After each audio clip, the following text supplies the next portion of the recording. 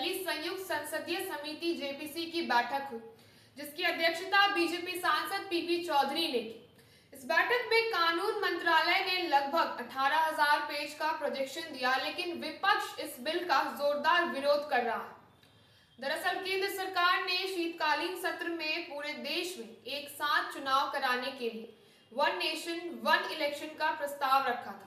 इसके तहत 39 सदस्यीय संयुक्त संसदीय समिति का गठन किया गया था, जिसकी पहली बैठक आज यानी बुधवार को हुई। इस बैठक में 37 सांसद शामिल हुए, जिसमें कांग्रेस की प्रियंका गांधी भी शामिल थी।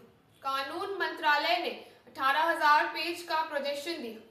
एलजेपी सांसद सांभवी चौधरी और बीजेपी सांसद सीएम रमेश इस बैठक में व्यक्तिगत कारणों से शामिल नहीं होगा और दोनों ने पहले ही चेयरमैन को अपनी अनुपस्थिति की सूचना दे दी थी। समिति की अध्यक्षता बीजेपी सांसद पीपी चौधरी ने की और इसमें प्रमुख राजनीतिक दलों के सदस्य शामिल हैं, जैसे कि कांग्रेस की प्रियंका गांधी वाड्रा, जदयू के संजय झा, शिवसेना के श्रीकांत शिंदे, आप के संजय सिंह और तृणमूल कांग्रेस के कल्याण बनर्जी।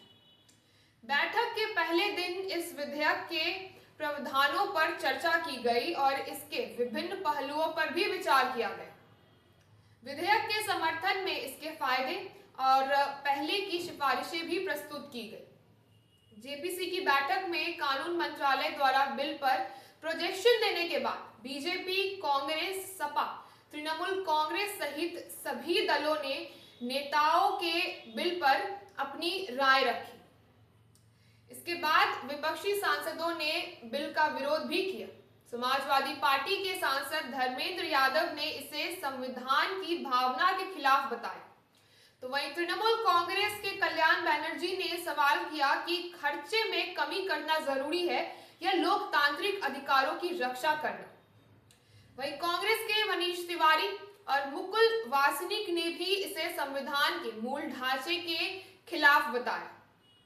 लोकसभा और विधानसभा चुनावों को एक साथ कराने के लिए प्रस्तावित संविधान 129वां संशोधन विधेयक 2024 और उससे संबंधित संघ राज्य क्षेत्र विधि संशोधन विधेयक 2024 पर विचार करने के लिए संसद में एक 39 सदस्यीय संयुक्त समिति का गठन किया गया है।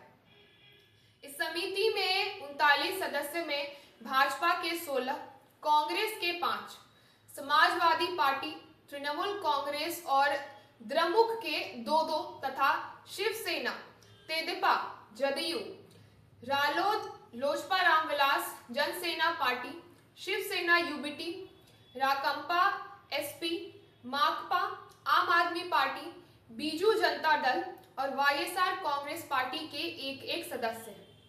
इस समिति में राजग के 22 सदस्य हैं, जबकि विपक्षी गठबंधन Indian national developmental inclusive alliance के 10 सदस्य हैं। बता दें कि बीजेपी और वाईएसआर कांग्रेस पार्टी न तो सत्तारूढ़ गठबंधन का हिस्सा है और न ही विपक्षी गठबंधन का। जेपीसी समिति से कहा गया कि वो बजट सत्र के अंतिम सप्ताह के पहले दिन तक अपनी रिपोर्ट प्रस्तुत करें। इस जेपीसी समिति का उद्देश्य संविधान 129वां संशोधन विधेयक और केंद्र शासित प्रदेश विधि संशोधन विधेयक पर चर्चा करना है, जिसे हाल ही में लोकसभा में पेश किया गया था।